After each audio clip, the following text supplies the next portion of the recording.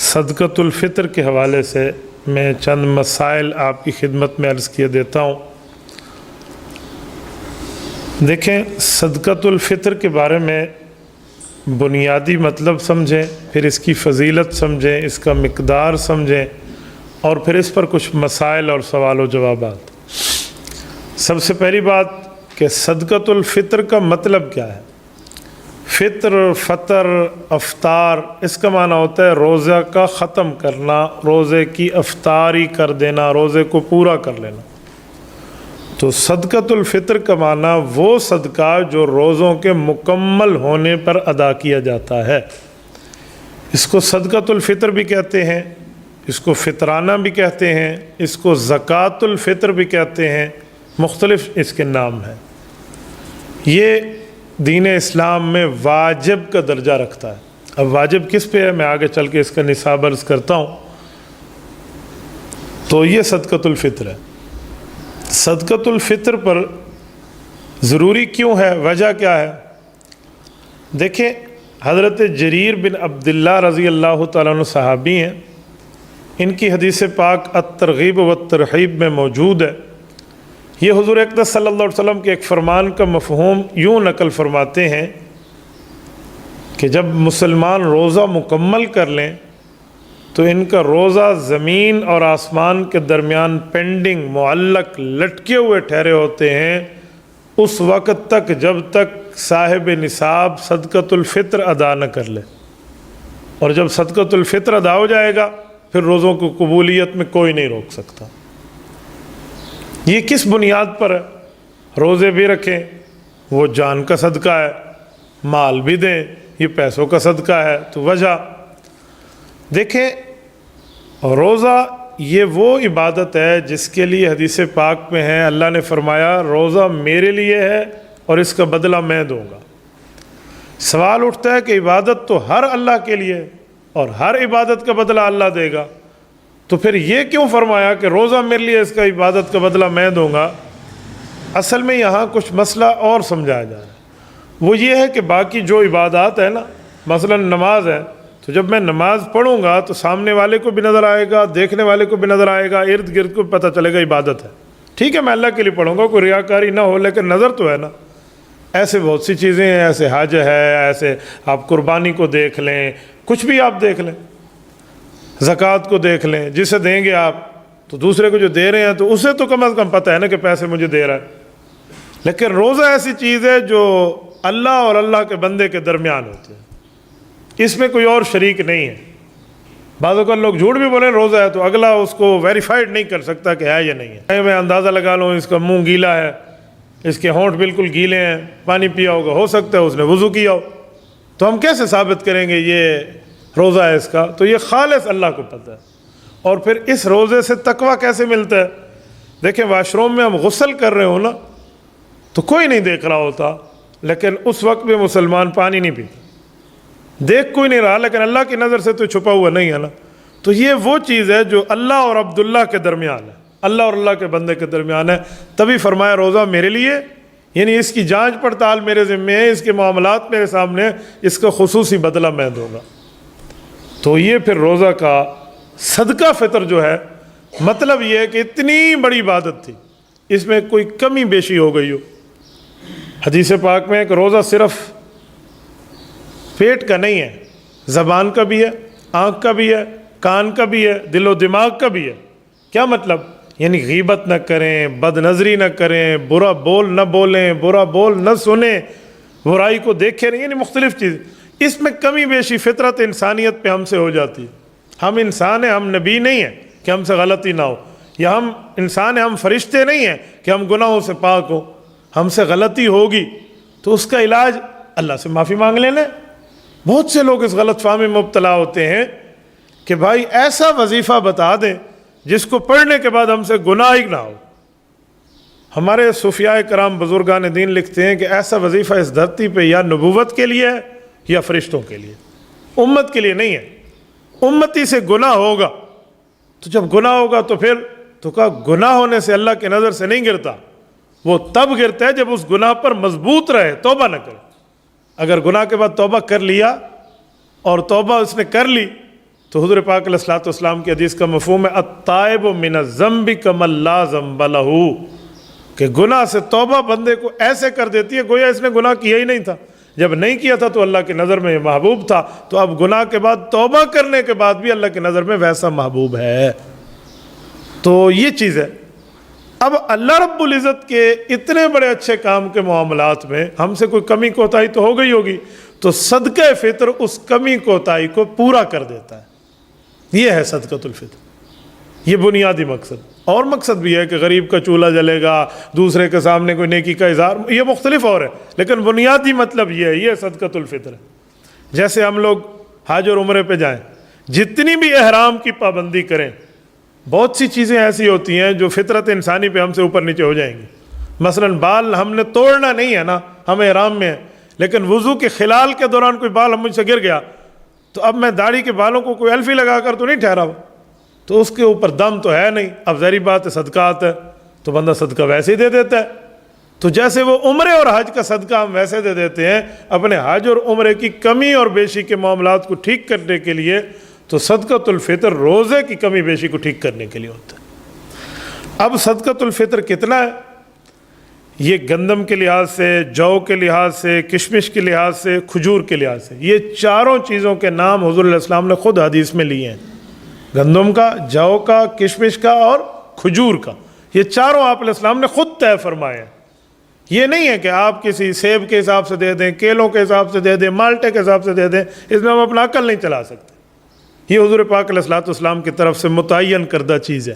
ہاں، آپ جب ان چیزوں کا ریٹ کے حساب سے قیمت دینا چاہیں تو بھی اس کی گنجائش موجود ہے کہ اس سے اگلے کا فائدہ ہو رہا ہے. تو یہ چاروں چیزیں ہیں. ان میں جو گندم ہے وہ 2.25 سیر ہے. سیر وہ جو پرانے زمانے کا ہے، آج کل والا لیٹر اور کلو کے حساب سے نہیں ہے. تو یہ 2 کلو سے زائد اور 2.5 کلو سے کم، احتیاطاً لوگ اس کو 2 سے لے کر 2.5 کلو کہہ دیتے ہیں اگر گندم کے لحاظ سے. جو، کشمش اور کھجور، یہ چاروں 4 کلو سمجھ جائیں. یہ 3.5 کلو سے زائد ہے اور 4 کلو سے کم ہے، تو احتیاطاً 4 کلو. آپ اس حساب سے اس کا ریٹ دیکھ لیں. اب ہر بندہ گندم کے لحاظ سے آج کل دینے پہ تیار ہے. تو یہ 4 چیزیں آپ علیہ السلام نے کیوں بتائی ہیں؟ یہ 4 چیزیں اس لیے نہیں ہیں کہ آپ کے اوپر بس آپ کی مرضی ہے جس سے دے دیں، نہیں، یہ اپنی ہڈی پسلی کے حساب سے ہے. کیونکہ کھجور کا، کشمش کا اور جو کے ریٹ میں بڑا فرق ہے گندم کے لحاظ سے. اگر ایک کا 150 بنتا ہے تو ایک کا 2000 بھی بنتا ہے. تو بندہ اپنی جیب کو ٹٹولے، اپنے حالات کو دیکھے کہ میں اتنی اپنے اندر وسعت رکھتا ہوں کہ میں جو کے حساب سے دے سکتا ہوں، کھجور کے حساب سے 4 کلو دے سکتا ہوں، یا میں کشمش کے لحاظ سے 4 کلو دے سکتا ہوں، تو پھر وہ گندم والا نہ دے، کیونکہ اپنی حیثیت کو دیکھ رہا ہے. گندم والا تو وذالک اضعف الایمان ہے نا، گویا دوسرے لفظوں میں ایمان کا سب سے آخری درجہ ہے. تو کم سے کم یہی ہے. میں مثال دے رہا ہوں، قل هو اللہ احد والی سورۃ اخلاص جو ہے، یہ عام طور پہ جب نماز سکھائی جاتی ہے تو ساتھ بتایا جاتا ہے کہ الحمدللہ پڑھیں گے، جب یہ پوری ہو جائے پھر قل هو اللہ پڑھ لیں. تو اس کا یہ مطلب تھوڑی ہے کہ ہم ہر دفعہ ہر رکعت میں جب بھی نماز پڑھیں الحمدللہ کے بعد قل هو اللہ پڑھیں، دوسری صورت پڑھنی نہیں ہے. نہیں، قل هو اللہ یہ سب سے چھوٹی مقدار ہے. اور کوئی صورت نہیں آتی تو یہ پڑھ لیں، ورنہ آپ کچھ اور صورتیں پڑھ سکتے ہیں. صرف قل هو اللہ کے اوپر تو بندہ نہ ٹھہرا رہے نا. اس کی مثال بھی ایسی ہے کہ جو بندہ صرف گندم کے لحاظ سے ہی دے تو بس یہ قل هو اللہ ہر رکعت میں پڑھ رہا ہے سورت فاتحہ کے ساتھ. اگر اس کو اور صورتیں آتی ہیں تو وہ اور صورتیں پڑھ سکتا ہے. اسی طرح اس کی ہڈی پسلی گنجائش پیدا رکھتی ہے اپنے مالی لحاظ سے تو اور چیزوں سے بھی دے سکتا ہے، صرف یہ گندم کے لحاظ سے نہیں ہے. اچھا، اگلا جملہ، اب وہ کس بندے پر آئے گا؟ یہ غلط فہمی بنیادی ہے عوام میں. وہ سمجھتے ہیں ہر روزہ دار پر آئے گا. ایسی بات نہیں ہے. ہر صاحب نصاب پر آئے گا جس کے پاس مال موجود ہے. اچھا، وہ مال کتنا ہے؟ وہ حدیث پاک میں خود آپ علیہ الصلوۃ والسلام کی حدیث میں منشن ہے. حضور علیہ الصلوۃ والسلام کے دور میں سونے کو کہتے تھے دینار. سونا دینار کی شکل میں ہوتا تھا پیسوں میں، اور چاندی کو کہا جاتا تھا درہم، یعنی درہم اس وقت چاندی کے ہوتے تھے. اس کے علاوہ بھی سونا چاندی تھے، فضہ اور جو ہے کیا کہتے ہیں یہ سونے کا ذہب، یہ اور بھی چیزیں، لیکن دینار سونے کا تھا اور درہم چاندی کا تھا. تو جس کے پاس سونے والے دینار ہوتے تو جب تک 20 دینار نہ ہو جاتے اس کے اوپر صدقۃ الفطر اور زکوٰۃ کے احکام متوجہ نہ ہوتے. اور اس طرح درہم ہوتے، تو جب تک 200 درہم نہ ہو جائے چاندی والے، اس کے اوپر صدقۃ الفطر اور زکوٰۃ کے احکام متوجہ نہیں ہوتے تھے۔ 200 درہم ہو جائے یا 20 دینار ہے، پھر اس کے اوپر صدقۃ الفطر اور زکوٰۃ کے وجوب کی بات ہوتی۔ صدقۃ الفطر اور زکوٰۃ میں بنیادی عوامی فرق سمجھا رہا ہوں، یہ ہے کہ صدقۃ الفطر میں سال گزرنا ضروری نہیں ہے مال کے اوپر، بس زکوٰۃ میں سال گزرنا ہے، حولان حول اور مال نامی کی شرط ہے، یہاں پر سال نہیں ہے۔ آپ طلوع آفتاب جو عید والے دن کا ہے اس سے پہلے اگر کسی مال کے مالک بن جاتے ہیں تو آپ یہ نہیں کہہ سکتے کہ اس پہ سال پورا ہوا ہے یا نہیں ہوا، وہ آپ پہ صدقۃ الفطر وہاں واجب ہو جائے گا۔ مثلا ایک آدمی کے پاس پیسے نہیں ہیں اور اس کو کسی نے چاند رات کو آ کر کچھ پیسے دے دیے ہیں، وہ اتنی مقدار ہے کہ اس پر صدقۃ الفطر آتا ہے، تو اب اس کے اوپر آ گیا ہے، یہ نہیں کہے گا بھئی تو میں کو 4 گھنٹے پہلے ملے، اب یہ تو مجھے ابھی ملے ہیں، میرے اوپر نہیں ہے۔ یہ زکوٰۃ میں تو شرط ہو سکتی ہے، اس پہ نہیں ہو سکتی۔ اچھا، حضور علیہ الصلوۃ والسلام کے دور کے 20 دینار جو تھے وہ موجودہ دور کے 7.5 تولہ سونا بنتا ہے، اور حضور علیہ السلام کے دور کے جو 200 درہم تھے وہ موجودہ دور کے 52.5 تولہ چاندی کی مقدار بنتی ہے۔ یہ جو ہم سمجھانے کے لیے کہتے ہیں نا کہ زکوٰۃ اور صدقہ فطر کے لیے یا تو 52.5 تولے چاندی ہو اور یا 7.5 تولے سونا ہو، حدیث میں 7.5 تولہ سونا کا لفظ نہیں ہے، حدیث میں 52.5 تولہ چاندی کا لفظ نہیں ہے، حدیث میں 200 درہم اور 20 دینار، تو 20 دینار یہ 7.5 تولہ سونا کے برابر ہوتے تھے، اور 200 درہم یہ 52.5 تولے چاندی کے برابر ہوتے تھے۔ حدیث میں وہ ہے، ہم اس کی ہم شکل بتاتے ہیں، اسی لیے کہ آج کے دور کے درہم اور دینار اور ہیں۔ آج کل جو کویتی دینار ہے وہ سونے کا نہیں ہے، وہ کاغذ کا ہے، اور آج کل جو مثلا UAE کا درہم ہے یا کسی اور ملک میں آپ خلیجی ممالک کے درہم دیکھ لیں تو وہ بھی کاغذ کا ہی ہے، وہ کوئی سونے چاندی کا نہیں ہے۔ تو آج کل زندہ مردہ برابر شود، تو اسی لیے یہ درہم اور یہ دینار مراد نہیں ہے، وہ حضور علیہ السلام کے دور والے ہیں، اس کو ہم سونا چاندی میں دیکھ لیں۔ اچھا، یا سونا ہے تو اتنا، یہ چاندی ہے تو اتنا، دونوں مقدار ہو گئے۔ اب یہ نہیں ہے لیکن اس کے پاس مال تجارت ہے۔ اب مال تجارت کو دیکھیں، مال تجارت کا معنی جس چیز سے یہ تجارت کرتا ہے اور اس کو بیچتا اور خریدتا ہے۔ مال تجارت سے ایک چیز نکل گئی، مثلا ایک آدمی مثلا لوہار کی دکان پہ کام کرتا ہے، اب لوہار کے جو اوزار ہوتے ہیں جس سے یہ نلکے کی موٹر کی فٹنگ کرتا ہے یا اس کو اتارتا ہے، تو اوزار اس میں شامل نہیں ہے، کیونکہ وہ مال تجارت نہیں ہے۔ مال تجارت وہ چیز شمار ہوگی جو یہ بیچ رہا ہے یا خرید رہا ہے۔ ہاں، اس کے پاس اوزار پڑے اور یہ اوزار کی خرید و فروخت کرتا ہے، پھر تو وہ شامل ہوں گے، لیکن جو اس کے گھر کے، اس کے دکان کے اوزار ہیں وہ استعمال میں آتے ہیں تو وہ شامل نہیں ہے، تو اس کو یہ مال تجارت ہے۔ اسی طرح یہ بعض اوقات ایسا ہوتا ہے کہ انسان نے کسی کو قرضہ دیا ہوا ہوتا ہے، اب وہ قرض 2 طرح کا ہے، آپ کو پتہ ہے بندہ کھانے والا نہیں ہے، مجھے دے گا، آج دے گا یا مقررہ تاریخ پہ دے گا، نہیں تو مہینے 2 بعد دے گا، صحیح مجھے کھا نہیں گیا، تو آپ اس مال کے مالک ہیں۔ پھر یہ نہیں ہے کہ آپ نے ادھر دیا، وہ آپ اس کے مالک ہیں، اس کی زکوٰۃ اور اس کی باقی معاملات آپ پر ہیں۔ ہاں، ایک بندہ آپ کے پیسے لے کر کھا گیا ہے، جیسے مزاربت والوں کا حال ہے جو ان کے لے کر لوگ کھا گئے ہیں، تو وہ مال زمار ہے، وہ ان کے پاس تو وسعت ہی نہیں ہے کہ چیز مل سکے، تو اس کی کوئی زکوٰۃ اور کوئی صدقۃ الفطر اس بندے واجب نہیں ہے، بلکہ یہ مظلوم ہے، ظالم تو وہ ہے جو کھا گیا، اس کے ڈبل کے حساب سے لیا جائے گا۔ تو جب تک اس کو نہیں ملتا وہ مال، یہ اس کا مالک بھی نہیں ہے، اس پر زکوٰۃ بھی نہیں ہے، فطر بھی نہیں ہے اس کا۔ ہاں، جس دن مل گیا پھر بھی اللہ کا کرم دیکھیں، اس دن سے صدقۃ الفطر اور زکوٰۃ شروع ہوگی۔ پچھلے والے سال جس میں اس نا امید ہو چکا تھا وہ کاؤنٹ نہیں ہوں گے، شمار نہیں ہوں گے، یعنی اتنی آسانی ہے۔ تو یہ مال ہے اور اس پر صدقۃ الفطر واجب ہے۔ ہاں، ہر بندے پر نہیں ہے، کچھ وہ ہیں جو دینے والے ہوں گے اور کچھ وہ ہیں جو لینے والے ہوں گے۔ اگر ہر روزہ دار پر صدقہ فطر واجب ہے، اس میں صاحب نصاب نہیں دیکھیں گے، تو مجھے بتائیں پھر لینے والا کون ہوگا؟ جب ہر بندہ ہی دینے والا ہو تو لیں گا کون؟ یہ دیواریں لیں گی، پنکھے لیں گے، چھتیں لیں گی، تو لیں گے بھی وہ بندے نا۔ تو پتہ چلا جس کے پاس اتنا مال ہے وہ دینے والا ہے، جو اس سے کم رکھتا ہے وہ لینے والا ہے صدقۃ الفطر، تو ہر پہ نہیں ہے، مالدار پہ، اور مالدار کی یہ مقدار سونے اور چاندی کی شکل میں نے آپ کو بتا دی۔ اب میں نے جو رات معلومات لی ہیں نا کہ رات کے حساب سے جو گزشتہ رات ہے چاندی کا ریٹ کتنا ہے، یہ اتنے پیسوں کا اس کا مال تجارت ہے، یہ اتنے پیسے کے سونا چاندی کے زیورات اس کے پاس ہے، اور ضرورت سے زائد ہے، موبائل ضرورت ہے، گاڑی ضرورت ہے، گھر جس میں رہتا ہے وہ ضرورت ہے، پہننے کے کپڑے وہ ضرورت ہے، فریج ہے، باقی چیزیں یہ ضرورت ہے، جو ضرورت سے زائد ہے اگر اس کی مالیت بھی یہی نکلتی ہے تو بس اس کے اوپر پھر صدقۃ الفطر واجب ہو گیا۔ یہ ہے صدقۃ الفطر کی اس کی مقدار۔ اب اس نے یہ صدقۃ الفطر دینا ہے۔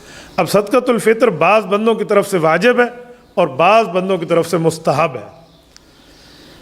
صدقۃ الفطر بندہ اپنی نابالغ اولاد کی طرف سے دے گا، یہ اس کے اوپر واجب ہے۔ اگر یہ اتنے مال کا مالک ہے تو اپنے نابالغ اولاد کا یہ دے گا۔ ہاں بالغ اولاد کا دینا چاہے تو واجب نہیں ہے، دے سکتا ہے، ان کو اطلاع کر دے دے، مستحب کام ہے، اچھا کام ہے۔ بیوی کی طرف سے دینا چاہے اس کو بتا دے، اس کی طرف سے دے دے۔ ایسے ہی ہے کہ یہ گویا ان کے لیے یہ احسان کر رہا ہے، واجب اس کے اوپر نہیں ہے۔ ایک بات اس پر بنیادی مسئلہ سمجھیں، وہ ہمارے اوورسیز پاکستانیوں کے لیے نیٹ کے ذریعے ان تک یہ بات دنیا میں جاتی ہے۔ کچھ لوگ باہر ممالک میں ہیں، اب وہ صدقۃ الفطر دینا چاہتے ہیں، یہاں کچھ لوگ ڈنڈی مارتے ہیں اور کچھ ناواقف ہوتے ہیں تو مسئلہ غلط کر بیٹھتے ہیں۔ ملک سے باہر ہے ایک آدمی تو وہاں کا اعتبار ہوگا جہاں رہتا ہے، یہ نہیں ہے کہ جس ملک کا باشندہ ہے اس ملک کے پیسوں کا اعتبار ہوگا، جی نہیں۔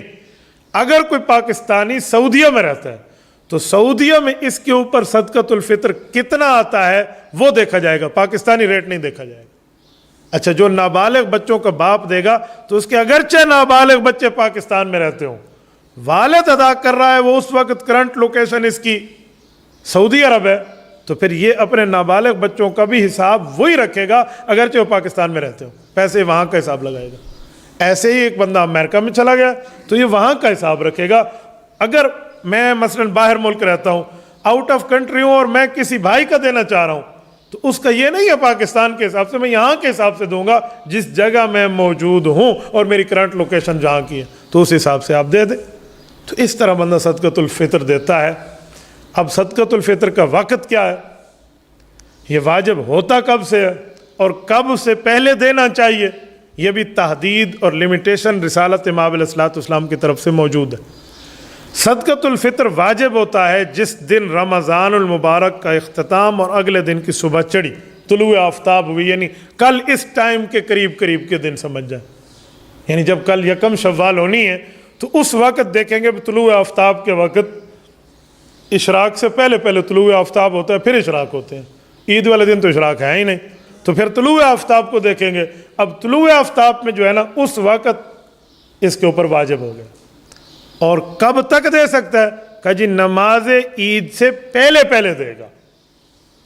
ابو داؤد شریف میں حدیث میں لفظ موجود ہے کہ ایک بندے نے نماز عید الفطر پڑھ لی اور پھر ادا کیا تو فرمایا وہ صدقۃ الفطر نہیں ہے، بس وہ صدقہ ہی دیا ہے اس نے، وقت تو نکل گیا، بس اپنے سر سے اب ایک بوجھ اتار رہا ہے۔ لیکن اگر آپ اس واجب ہونے سے پہلے رمضان میں دینا چاہیں، ابھی رمضان شروع ہے، ابھی وقت آپ کے اوپر واجب نہیں ہے، پہلے دینا چاہیں تو یہ زیادہ بہتر ہے کہ غریب اپنے لیے کچھ پہلے خرید لے گا، کوئی چیز پہلے خرید لے گا تو آپ دے سکتے ہیں، آپ کا ادا ہو جائے گا۔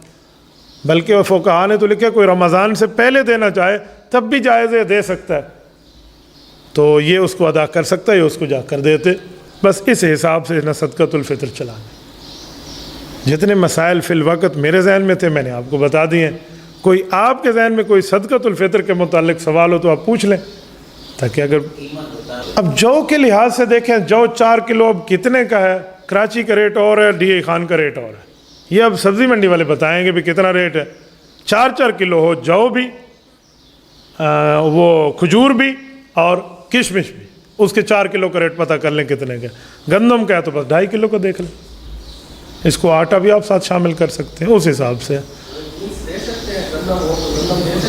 جی ہاں، آپ وہی جنس دینا چاہیں، مثلا گندم ہے، کھجور ہے، جو ہے، کشمش ہے، آپ کے پاس موجود ہے تو آپ وہ دینا چاہیں تو وہ بھی ادا ہو جائے گا۔ قیمت تو تب ہے جب آپ وہ نہ دے سکیں۔ آج کے دور میں گندم میں دیہات میں تو کوئی دے گا، شہر میں کون سا گندم دے گا؟ ایسا تو سارے پی کہتے آٹا بڑی پیسوں کو، تو آج کل اس لیے قیمت آسان ہے تو وہ دے دیتے۔ پیسے اگر آپ نے رکھ دیتا ہے کہ کسی کو دینے اور پھر نماز وغیرہ پڑھ کے پھر اگر دے دے، وہ پیسے جو الگ پڑے ہوئے ہیں؟ نہیں، الگ پڑے ہوئے نہیں ہیں، مستحق کے پاس پہنچ جانے چاہیے۔ الگ پڑے ہوئے ہیں تو بس وہ کام پورا ہے. جیسے حدیث پاک میں قربانی کا وقت اللہ کے رسول نے بتایا نا, رسول اللہ صلی اللہ علیہ وسلم کے دور میں جب قربانی واجب ہوئی تو آپ علیہ السلام نے بتایا کہ ہم پہلے جائیں گے نماز عید الاضحیٰ پڑھیں گے, فصلی لربک وانحر, پہلے نماز ہے اور پھر قربانی ہے. تو جن تک یہ بات نہیں پہنچی تھی انہوں نے نماز عید الاضحیٰ سے پہلے قربانی کر ڈالی. آپ علیہ السلام نے غصہ نہیں فرمایا لیکن مسئلہ بتا دیا. فرمایا جس بندے نے پہلے ذبح کیا نماز سے پہلے وہ بہت اچھا ہے, وہ گھر والوں کو گوشت کھلا رہا ہے. یہ نہیں کہا کہ قربانی ہوئی. فَإِنَّمَا هُوَ لَحْمٌ يُقَدِّمُهُ لِأَهْلِهِ, بس وہ گوشت کی دعوت کر رہا ہے اپنے گھر والوں. یعنی یہ اشارہ دیا کہ وہ قربانی نہیں ہے, قربانی نماز کے بعد میں ہے. اور جس بندے نے قربانی نہیں کی وہ میرے ساتھ عید پہ کیا, اب ہم واپس آ گئے عیدگاہ سے, حضور نے فرمایا وہ اب ذبح کر لے. یعنی اس کا وقت تو اب اللہ کے رسول نے خود بتا دیا. تو ایسے صدقۃ الفطر کا بھی وقت اللہ کے رسول نے بتایا ہے. یہ نہیں ہے کہ میں پیسے علیحدہ کر کے ایک طرف رکھ دوں, فارغ ہوں گا تو ایک دن بعد دے دوں, یا نماز عید الاضحیٰ پڑھ کے دے دوں, عید الفطر پڑھ کے دے دوں. یوں نہیں ہے, غریب تک پہنچنے چاہیے اس وقت سے پہلے پہلے.